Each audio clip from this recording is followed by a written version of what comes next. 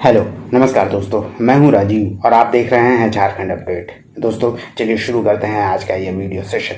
और आज के इस वीडियो सेशन में देखते हैं नेशनल इंटरनेशनल करंट अफेयर्स पूरे डिटेल के साथ। दोस्तों आज का पहला प्रश्न है, टाटा स्टील बोर्ड ने टाटा स्टील में कितनी सहायक कंपनियों को विलय करने की हाल ही में मंजूरी दे दी है? 2, 4, 5 अथवा 7? इस प्रश्न का सही उत्तर है ऑप्शन डी, यानी 7 कंपनियों को। टाटा स्टील बोर्ड ने हाल ही में टाटा स्टील में 7 कंपनियों के विलय की मंजूरी दे दी है। आइए इसे डिटेल में जानते हैं कि कौन कौन सी कंपनियां इसमें विलय होने वाली है।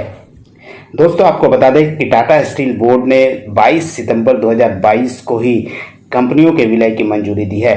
यह 7 कंपनियां हैं: Tata steel long products limited यानी TSLPL, टीन प्लेट कंपनी यानी the tin plate company of India limited, Tata Metaliks limited, the Indian steel and wire products limited, Tata steel mining limited, S&T mining company limited और TRF यानी Tata Robbins Fraser limited. ये 7 कंपनियां हैं जिसके Tata steel में विलय की घोषणा की गई है और मंजूरी भी दी गई है। दोस्तों टाटा स्टील के MD और CEO की बात करें तो वर्तमान में टाटा स्टील के MD व CEO यानी चीफ एग्जीक्यूटिव ऑफिसर हैं TV नरेंद्रन। चलिए अब देखते हैं आज के दूसरे नंबर प्रश्न को। हॉकी इंडिया का नया अध्यक्ष हाल ही में किसे चुना गया है? अर्जुन मुंडा, भोलानाथ सिंह, दिलीप तिर्की अथवा मुकेश अग्रवाल? इस दूसरे प्रश्न का सही उत्तर है ऑप्शन सी, यानी दिलीप तिर्की को हॉकी इंडिया का नया अध्यक्ष हाल ही में चुन लिया गया है। दोस्तों आपको बता दें कि दिलीप तिर्की को 23 सितंबर 2022 को हॉकी इंडिया का अध्यक्ष चुन लिया गया है और दिलीप तिर्की निर्विरोध इस पद के लिए चुने गए हैं। दिलीप तिर्की की कैरियर की बात करें तो दोस्तों आपको बता दें कि 1998 बैंकॉक एशियाई खेलों में गोल्ड और वर्ष 2002 में बुसान एशियाई खेलों में सिल्वर मेडल जीतने वाली भारतीय टीम के वे हिस्सा थे। उन्होंने 15 साल डिफेंडर के रूप में अपने शानदार कैरियर में 412 अंतर्राष्ट्रीय हॉकी मैच खेले हैं। दिलीप तिर्की ने वर्ष 1996 अटलांटा, वर्ष 2000 सिडनी और वर्ष 2004 एथेंस ओलंपिक खेलों में भी भारत का प्रतिनिधित्व कर चुके हैं। हॉकी इंडिया की बात करें तो दोस्तों इसकी स्थापना 20 मई 2009 को की गई थी और इसका मुख्यालय नई दिल्ली में स्थित है। चलिए देखते हैं आज के तीसरे नंबर प्रश्न को। आज का तीसरा नंबर प्रश्न है, मशहूर फिल्म निर्देशक जीन ल्यूक गोडार्ड का निधन 13 सितंबर 2022 को हो गया। उन्होंने अपनी मौत के लिए कौन सा तरीका चुना है? प्राकृतिक मौत यानी नेचुरल डेथ, असिस्टेड सुसाइड यानी सहायता प्राप्त मृत्यु, इच्छा मृत्यु यानी यूथनेसिया या इनमें से कोई नहीं?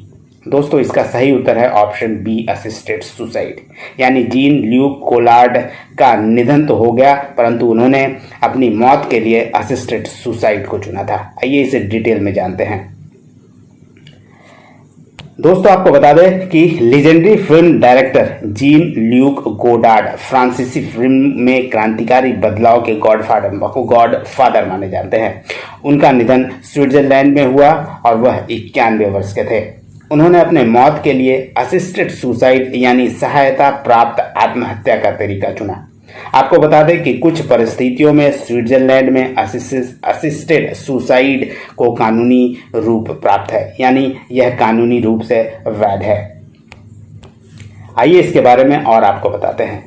दोस्तों आपको बता दें कि जीन ल्यूक गोडार्ड का जन्म 3 दिसंबर 1930 को पेरिस में हुआ था। 1950 के दशक में एक फिल्म समीक्षक के रूप में उन्होंने अपने कैरियर की शुरुआत की थी और 1954 में फिल्म निर्देशन भी उन्होंने शुरू किया। वर्ष 1960 में अपनी पहली फीचर फिल्म ब्रेथलेस से सिनेमा में क्रांति उन्होंने ला दिया था। उन्होंने अपनी आखिरी फिल्म द इमेज बुक वर्ष 2018 में निर्देशित की थी। आइए आपको बताते हैं कि असिस्टेड सुसाइड क्या होता है, यानी सहायता प्राप्त आत्महत्या क्या है। आपको बता दें कि गंभीर बीमारी की स्थिति में या गंभीर बीमारी का सामना करने वाले मरीज अपनी आत्महत्या के लिए जब मेडिकल स्टाफ की मदद लेते हैं तो इसे असिस्टेड सुसाइड कहा जाता है और दुनिया के कई देशों में यह लीगल है, यानी मान्यता प्राप्त है। लेकिन ऐसा करने के लिए लंबी कानूनी प्रक्रिया से उन्हें गुजरना पड़ता है। दोस्तों आइए अब आपको बताते हैं कि इच्छा मृत्यु यानी यूथेनेसिया और असिस्टेड सुसाइड यानी सहायता प्राप्त आत्महत्या में अंतर क्या है। इच्छा मृत्यु के मामले में स्वास्थ्यकर्मी यानी डॉक्टर की ओर से दवा दी जाती है जो मृत्यु का कारण बनती है। वहीं सहायता प्राप्त आत्महत्या यानी असिस्टेड सुसाइड के मामले में रोगी खुद से दवाई लेता है जो अन्य व्यक्ति द्वारा कानूनी रूप से प्रदान किया जाता है। तो यह दोस्तों अंतर है इच्छा मृत्यु और सहायता प्राप्त आत्महत्या में। आइए अब आगे बढ़ते हैं और देखते हैं अब नेक्स्ट प्रश्न को। देश के किस एडवोकेट ने देश का अटॉर्नी जनरल का प्रस्तावित पद को ठुकरा दिया है।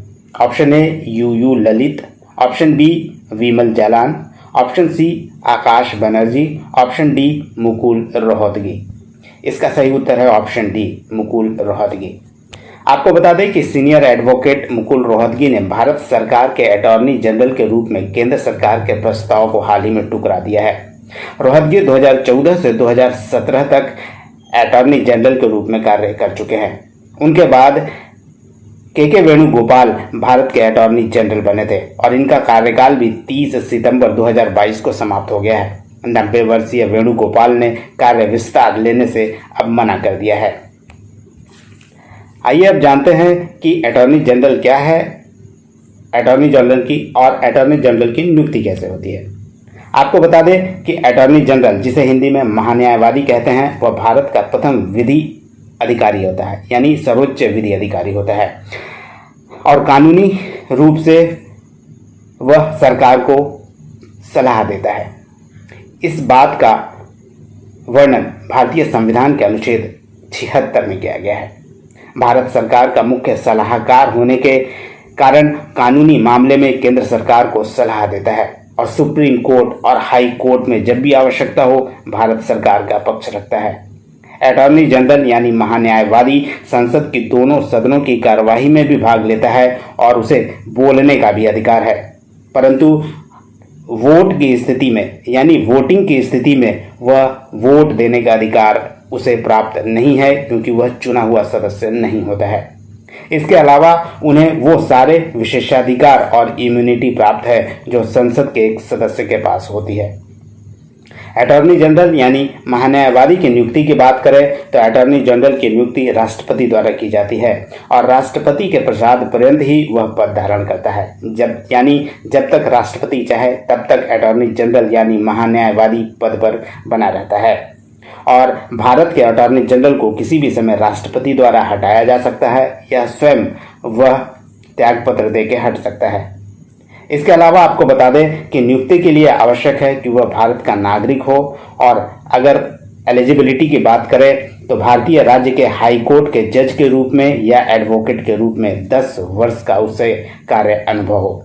इसके अलावा वह राष्ट्रपति के नज़र में अगर प्रख्यात न्यायविद है तो उसे भी अटॉर्नी जनरल के रूप में भारत सरकार द्वारा नियुक्त किया जा सकता है। चलिए दोस्तों अब देखते हैं आज के नेक्स्ट प्रश्न को। आज का अगला प्रश्न है, सैन्य अभ्यास पर्वत प्रहार किस केंद्र शासित प्रदेश में हाल ही में संपन्न हुआ। चंडीगढ़, लद्दाख, जम्मू कश्मीर अथवा अंडमान निकोबार।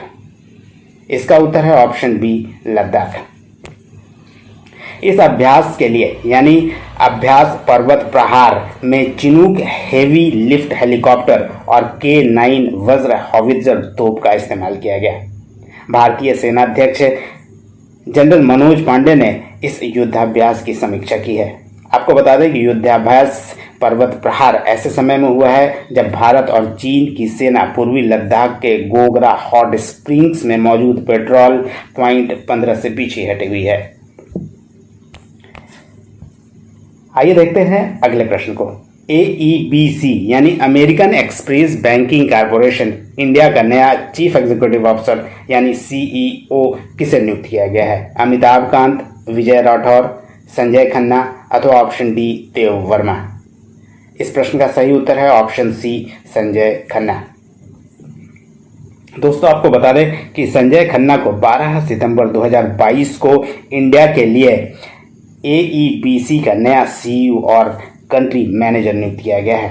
संजय खन्ना की बात करें तो 1996 में फाइनेंस मैनेजर के रूप में उन्होंने अमेरिकन एक्सप्रेस को ज्वाइन किया था और इस तरह उन्हें 27 वर्ष का अब तक का कार्य अनुभव है। आपको बता दें कि AEBC को कुछ दिनों पहले ही RBI ने बैन कर दिया था, परंतु सितंबर 2022 में RBI ने अमेरिकन एक्सप्रेस कार्ड से प्रतिबंध हटा लिया है। दरअसल भारत के ग्राहकों का डेटा भारतीय सर्वर में न रखने की वजह से RBI ने 1 मई 2021 को इस पर प्रतिबंध लगा दिया था। वहीं अमेरिकन एक्सप्रेस बैंकिंग कॉरपोरेशन की बात करें तो इसकी स्थापना 1850 में की गई थी और इसका हेडक्वार्टर USA के न्यूयॉर्क में स्थित है और यह एक मल्टीनेशनल कॉरपोरेशन है और पेमेंट कार्ड सर्विस में यह स्पेशलाइज्ड माना जाता है। इसका क्रेडिट कार्ड सबसे अधिक मशहूर है क्योंकि यह सबसे अधिक ट्रांजैक्शन करने की अनुमति देता है। तो दोस्तों, यह था आज का वीडियो। उम्मीद करता हूँ आपको यह वीडियो पसंद आया होगा। अगर वीडियो पसंद आया तो आप इसे लाइक करें, शेयर करें और चैनल को सब्सक्राइब कर लें और प्रेस कर लें बेल आइकन को ताकि मेरे हर वीडियो का नोटिफिकेशन आपको मिलता रहे। धन्यवाद दोस्तों। फिर मिलते हैं अगले वीडियो में किसी नए टॉपिक के साथ। तब तक जुड़े रहिए झारखंड अपडेट के साथ। धन्यवाद।